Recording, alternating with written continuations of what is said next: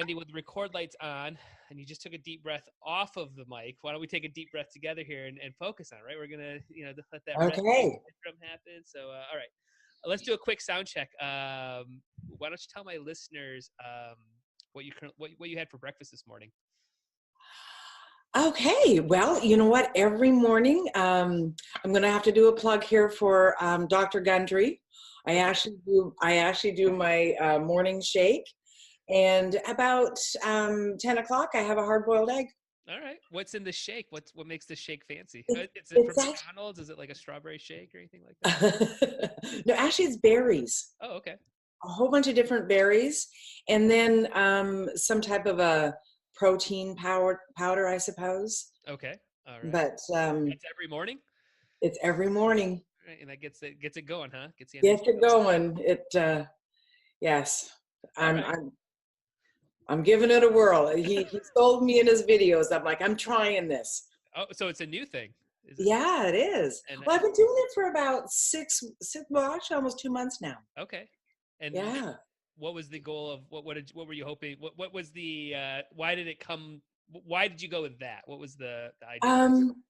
It's probably more so the aches and the pains and the inflammation, and just knowing that my body wasn't operating at optimum capacity. Okay, good. So he said, you got to eat your berries and you've got to do all these other things. So yeah, I drank the Kool-Aid. What can I say? All right. Well, as long as you're feeling good now. So, well, cool. Yeah, awesome. All right. Well, we just deep dove into your breakfast routine. So I think that will get the listeners all hyped up and ready to go. So that's great. Good. Well, why don't we talk a little bit about, so Wendy, you and I know each other quite well because we're working together. So we'll put that out there on this. Yeah. Why don't you tell my listeners who might not know kind of who you are and what your company does? Okay. People know me as the Tree Lady. I am a tree-hugging entrepreneur. It was actually 23, 24 years ago. I fell madly in love with a tree.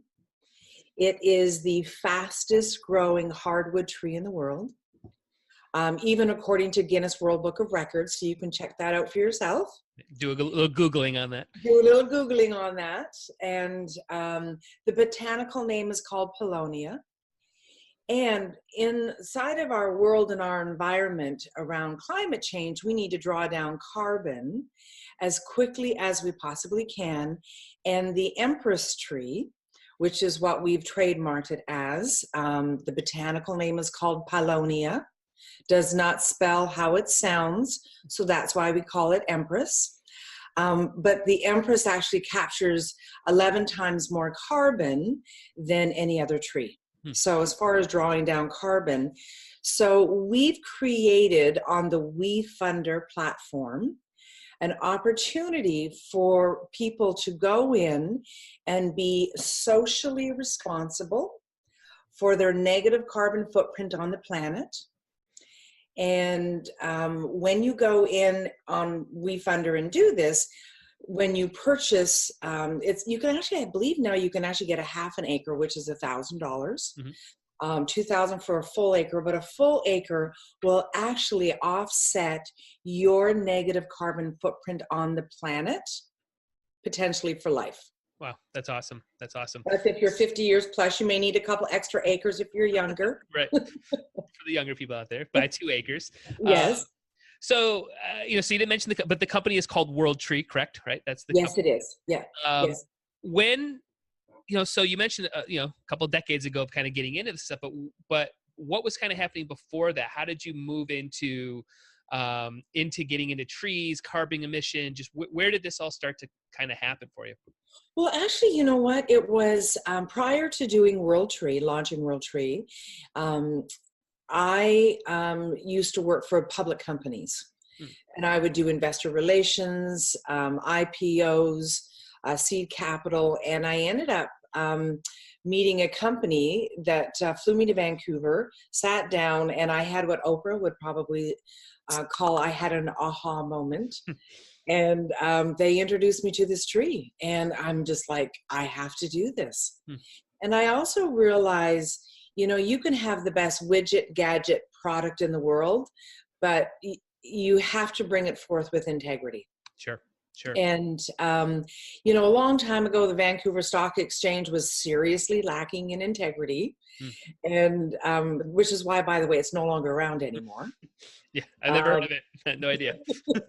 They're gone. Yeah. But I actually ended up working for a couple other companies, but I knew in my heart I needed to share this tree with the world. So in 2002, I jumped off that great big high scary mountain and decided to launch World Tree myself. And I literally flew all over the world to learn as much. So for the first 5 years was pretty much R&D.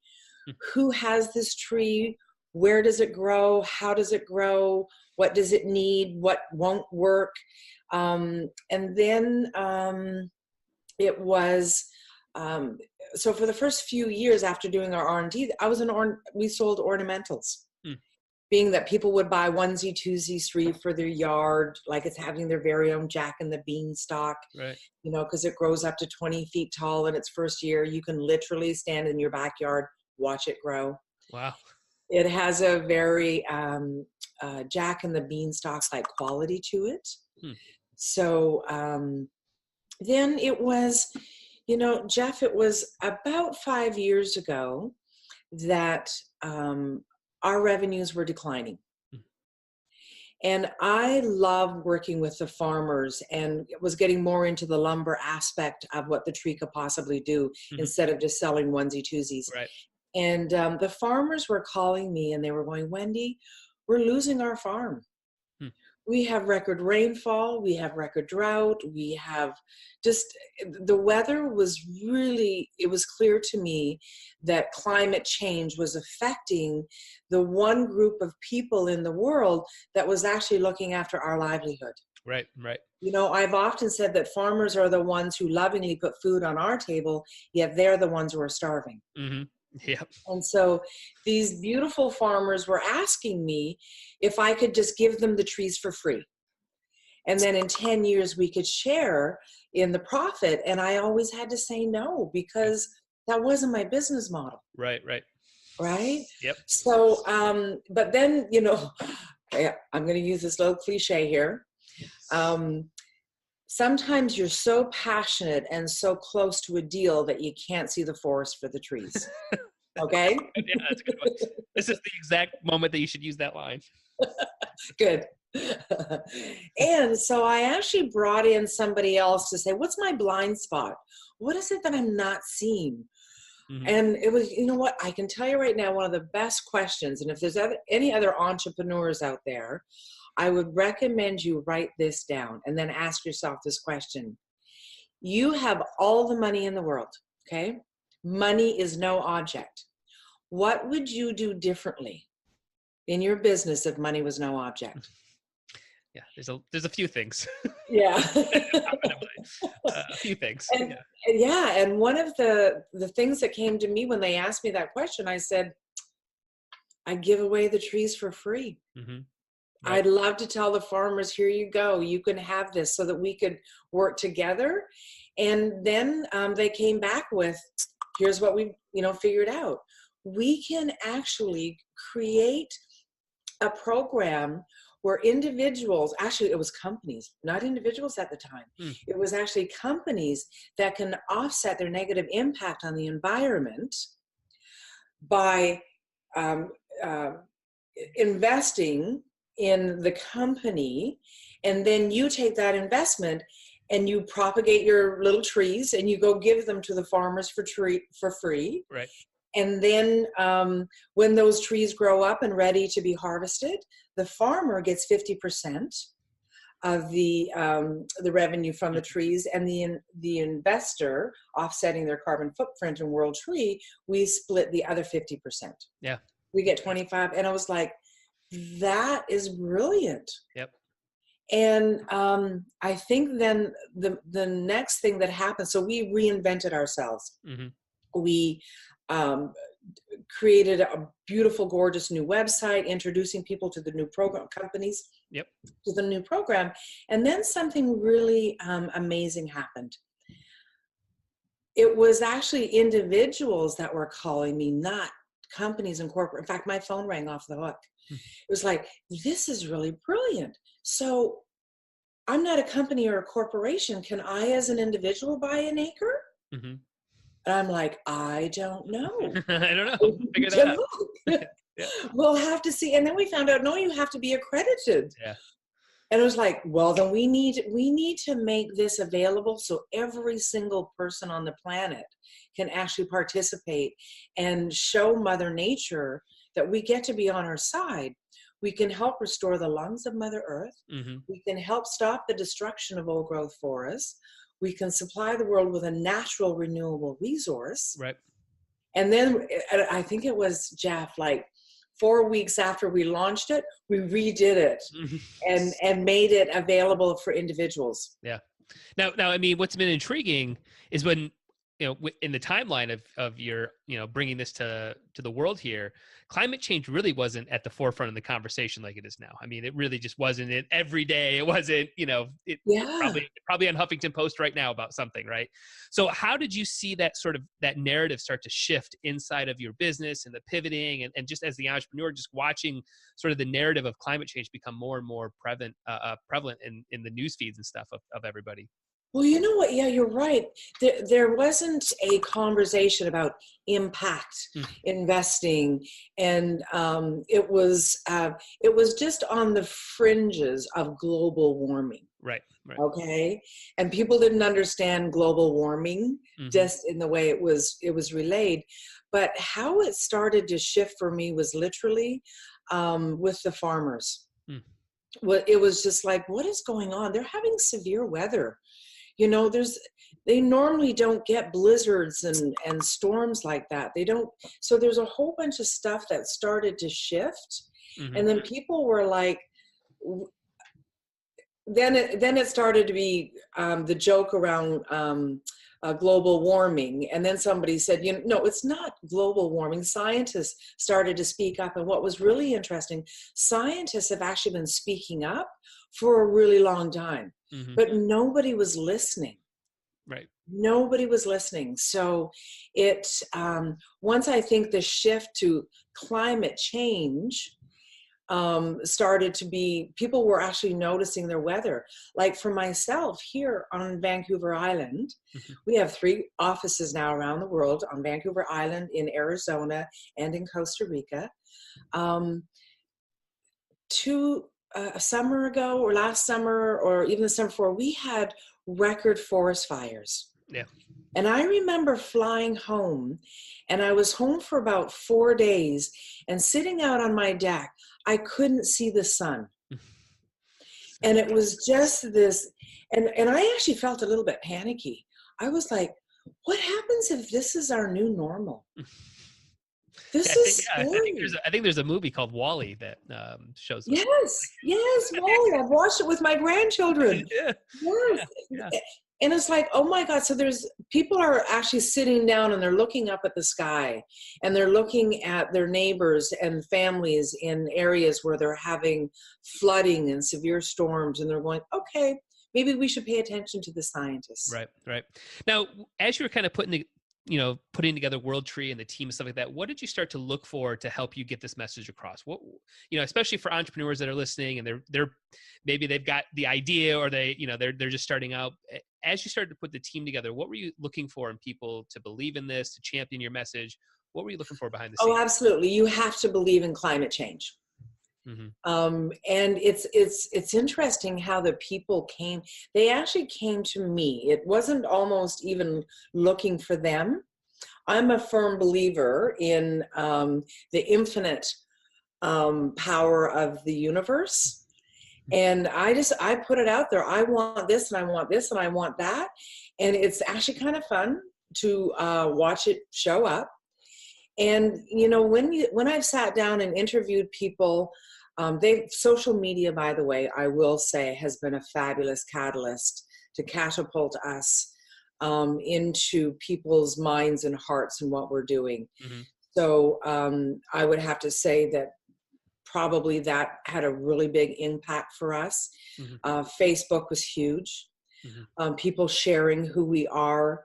two friends tell two friends tell two friends, Mm-hmm. that. Yep. And even for businesses now, we're getting more activity on LinkedIn. Mm-hmm. It's kind of shifting. It's moving over to LinkedIn quite a bit. Yeah. And then it's the farmers. The farmers are walking over to their neighbors that are growing these massively big trees, and it's like, what is it that you have? What are you doing? And so we're having more farmers call us now, and they get the program. So just events. We're having events. We're inviting as many people out as possible. It's a multi-layered, Right. multi-tiered. Right. Just one thing isn't the thing. Yep. Now, how did the conversation sort of internally get to the point where you were thinking about doing an equity raise for this? How, because again, equity crowdfunding is still relatively new for most people and most companies. How did you kind of envision it fitting into what you were working on? And it seems like it's such a perfect fit, but I'm intrigued on those early conversations amongst your team members to go I think this would be an interesting play for us. It actually had to do with being accredited or non-accredited. Mm-hmm. And there's this conversation that runs sort of in the background where only the rich get rich. Yep. and you need a lot of money to get rich. What a lot of people are unaware of, that the richest people in the world have actually invested in timber. Mm-hmm. That's where they're making their money, because they know beyond a shadow of a doubt we're going to need it. We are running out of timber faster than we can plant it in the ground. And unfortunately, when they've clear cut a lot of those great big old growth forests, they clear cut deciduous broadleaf trees, which are hardwood trees, and they've gone in and planted pine, which isn't capturing the amount of carbon that broadleaf deciduous trees are. So I promise I'm gonna segue back into your question. So it's the wealthiest people in the world that have actually invested in timber. Timber has actually outperformed the stock market for the last 100 years. You can check this too, by the way. Yeah. It actually has outperformed inflation for the last 90 years by 3%. And so when we were trying to figure out how do we get the little person, the non-wealthy person, to participate and actually create wealth for themselves and their families, potential wealth for themselves and their families. Yeah, thank you. How could we do that? And that was when we learned about Front Funder, which is actually for my Canadians that are watching, which were now RRSP and TSFA eligible. And then launching it in the United States, it was like, well, there's got to be a way to do that as well. And the best, quickest, fastest way to get it out to the public was with the WeFunder campaign. And the other thing that I noticed, which is I'm going to address the millennials in the world right now, the majority, and I have a couple of millennial sons, they do not want to go in. I hate to say this to all you stockbrokers out there. They do not want to go and sit in front of somebody and tell them how to manage their money. Yeah. They want to go online because they're really good at just going online and figuring it out for themselves. And the younger generation are more attached to the damage that we have done to our planet.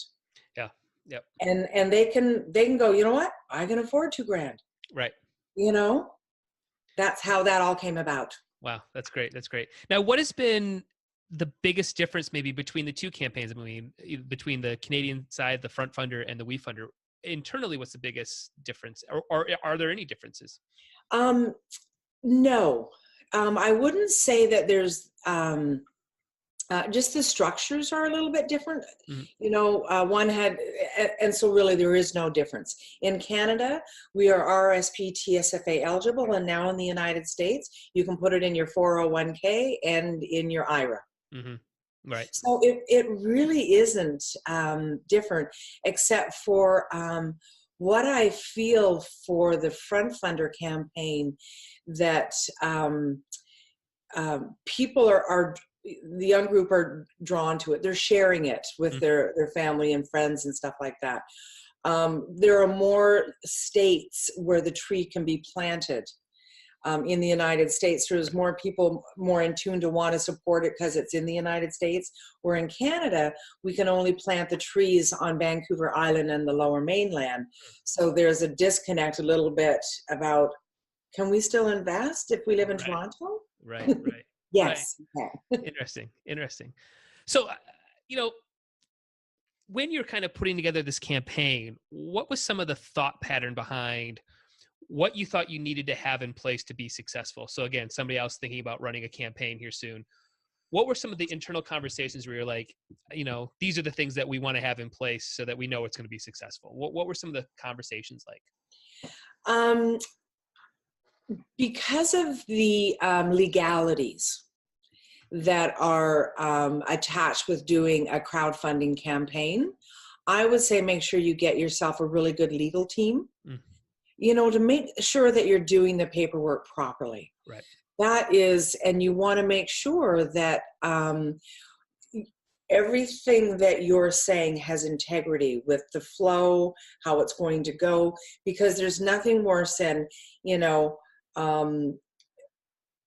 launching something like this, and you were supposed to have the C form completed by all the directors. Right. Yeah. Okay. Sure, I'll sign it. Yeah. I'm like, a what form? Yeah. No. So thank God I didn't have to do that. Right. Because and it really is just have a couple people on your team that's familiar with the process. And it's really great with WeFunder. They hold your hand quite a bit through the process. Yeah. So and then it's this is big. This one here is really big. It's knowing what you're allowed to say and what you're not allowed to say. Sure. Yep. We're still governed by the SEC, Securities and Exchange Commission rules and regulations. So you've got to be really, really careful that your marketing material is aligned with, what you're allowed to say, because, we as marketing people, oh my goodness, we just want to tell and share everything. Right. And the lawyers are going, no. Yeah. Forward-looking statement. Yeah. Now, if anybody's clicked on any of your stuff, there was interesting stuff with President Jimmy Carter was all over your social media. What happened there? How did that all come to fruition to where I saw? Isn't that the greatest? Talking about trees. Talking about trees. Well, actually, one of the things with World Tree that we're doing is we're helping create the lumber market here in North America. And it's sort of a field of dreams conversation that we have to work with the farmers. You need to grow it and they will come. Right. But over the years with me planting the trees, I needed to be able to now go in and harvest trees, not ones that are part of the program, but ones that I sold trees years ago. Or other people have sold them Empress trees.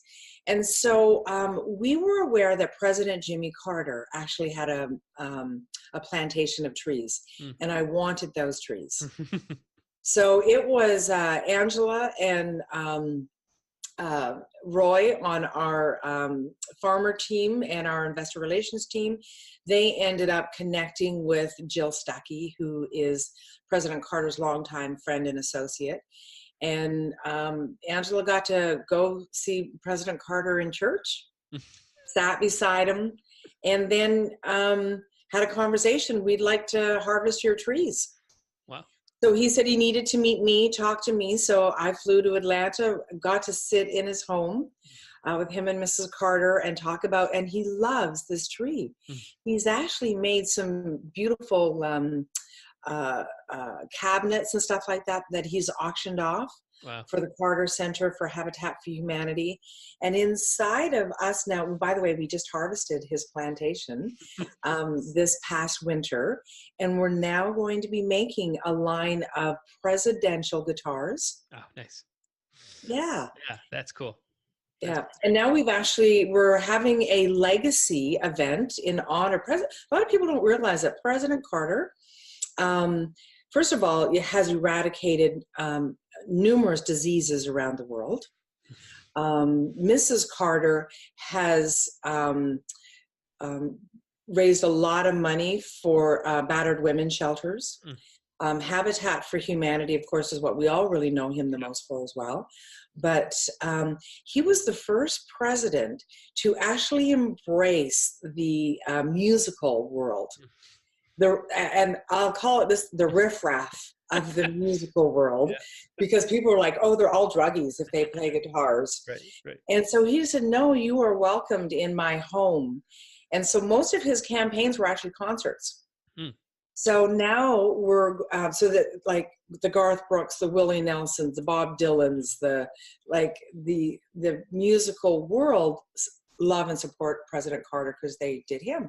And so now we're having a legacy event in the fall in honor of President Carter. We're going to be auctioning off some of our guitars. That's cool. And we're going to have a lot of fun, and some people might get invited. That's cool. That's awesome. So, kind of back to the actual wood that's produced once you've harvested and stuff. What is that wood typically good for? I mean, is there a type of thing that it's made for, or is it just anything?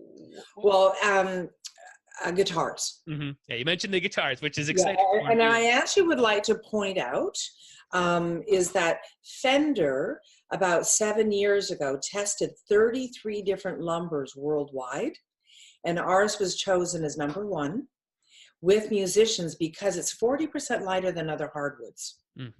It's 30% stronger than pine. Wow. So apparently if you're out in the band still jamming, by the end of the night, you're like, oh, my shoulders. So for musical instruments, it's great. It is an exotic hardwood.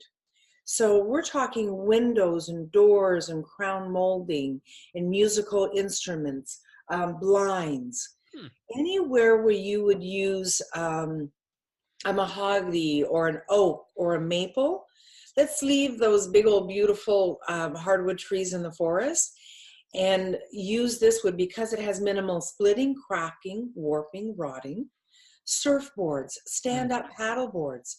So many of the young kids these days, they're getting away from plastics. They don't want to use fiberglass stand-up paddle boards or surfboards anymore. And because Empress wood, when it's dried, it doesn't take on moisture like other hardwoods do. So it's light, it's buoyancy. They get to carve out what they want, add linseed oil to it, and they've got a light board that is just amazing. Yeah, that's cool. That's very cool. So, we talked a little bit earlier about social media and the positives, but there's also the negative side a little bit to what you're working on. And as somebody who's been behind the scenes, knife fighting with comments on behalf of you, how do you keep your head up if there's a lot of negativity coming your way? And I think this is for any project creator out there. We don't have to get specific to just WorldTree, but you can be just inundated with garbage all the time. And that actually is what it is. And I'm not sure why there are people out there that just have to spew the negative, but just know your stuff.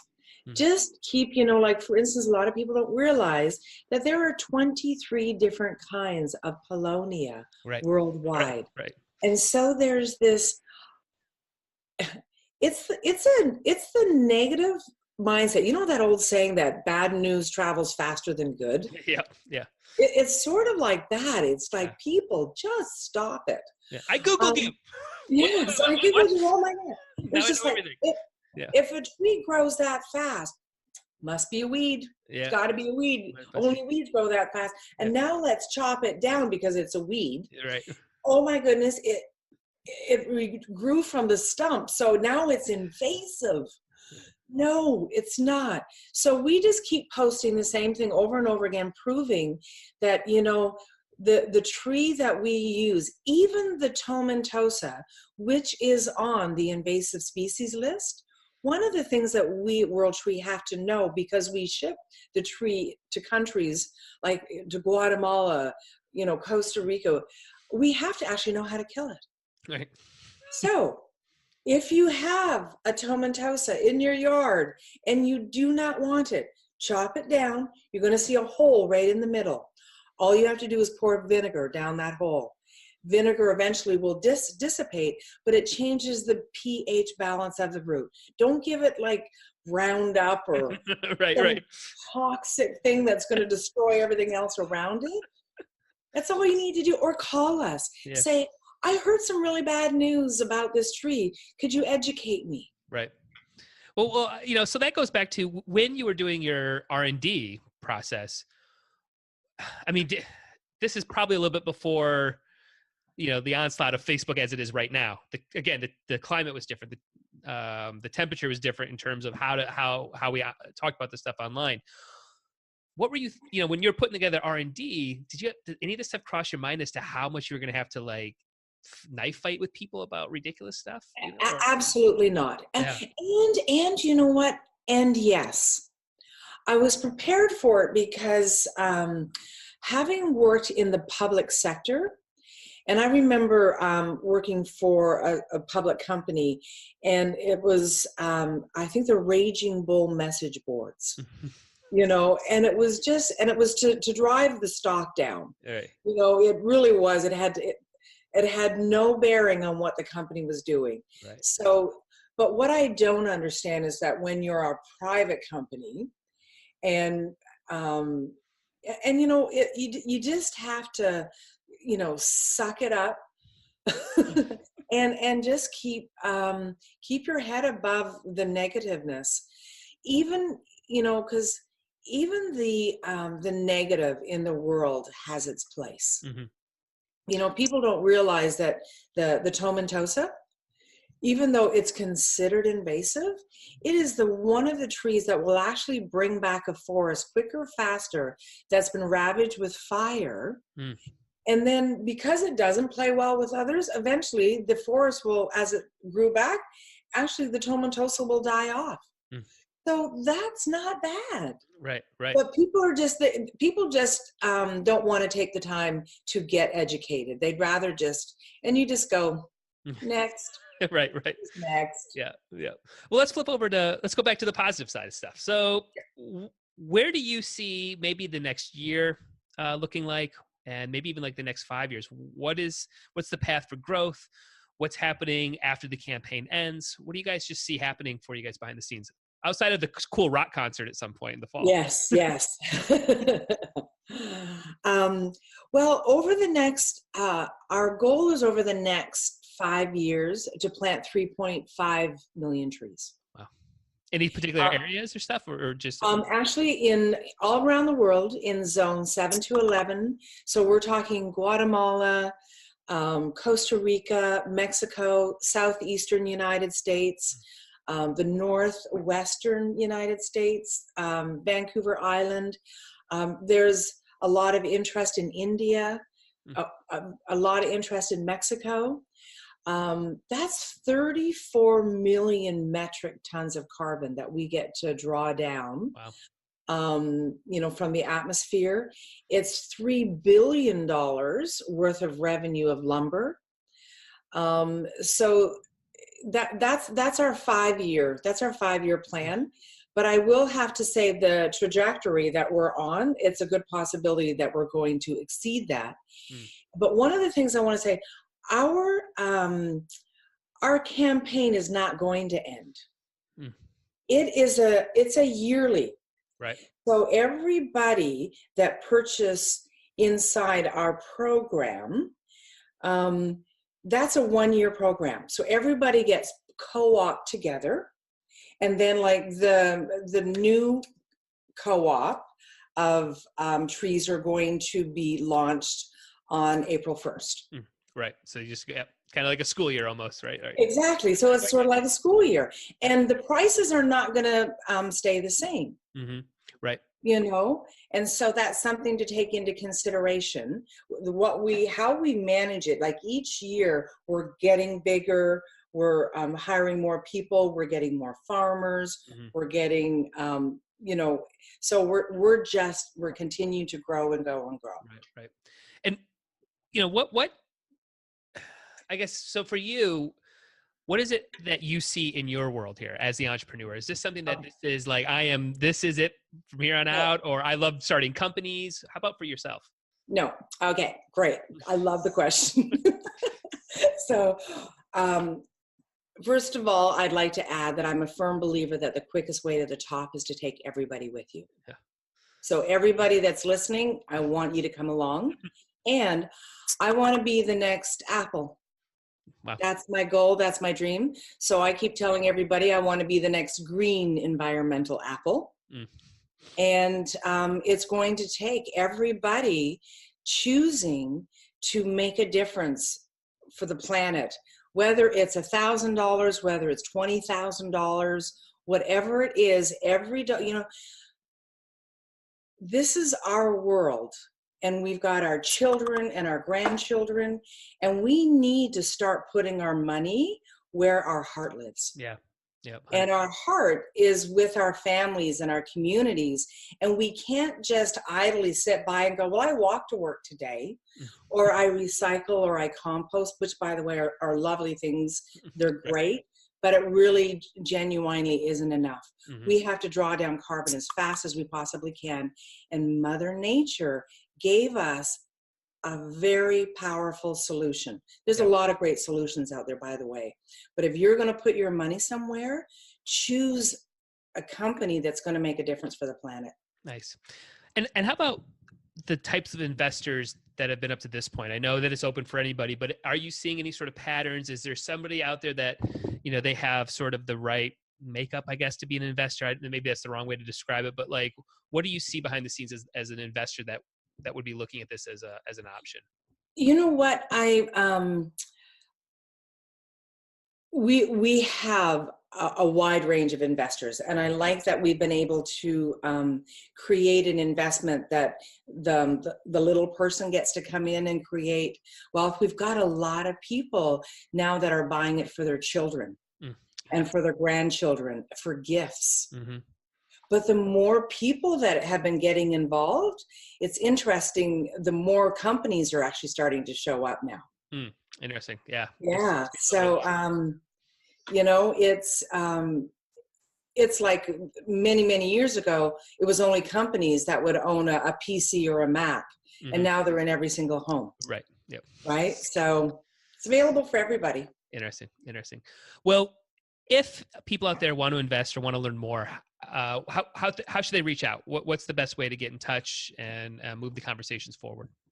Go to wefunder.com/worldtree. That's an opportunity to do it that way. If you're Canadian, go on the Front Funder website. It's the same. Or call the company. Send an email to Angela. She's my investment officer, Angela at worldtree.info. Okay. Awesome. That's okay. The larger investors, sometimes their hand likes to get held a little bit more. But especially for some of the family offices and stuff like that. Yeah. But any way that you can connect with us is perfect. Awesome. Well, Wendy, I appreciate taking time out of your day. It's a great conversation. I know you had a busy schedule here. You got a couple campaigns closing up here this round. And but yeah, everybody out there, obviously I'm not being biased because I'm working on some World Tree stuff, but it's a great campaigns, great idea. And it's putting your money into the future of the world here, which I think is it's what everybody should be thinking about right now. So Wendy, again, I appreciate it. Thanks so much for your time. Thank you so much, Jeff. Okay. Have a good one. Bye-bye. Bye.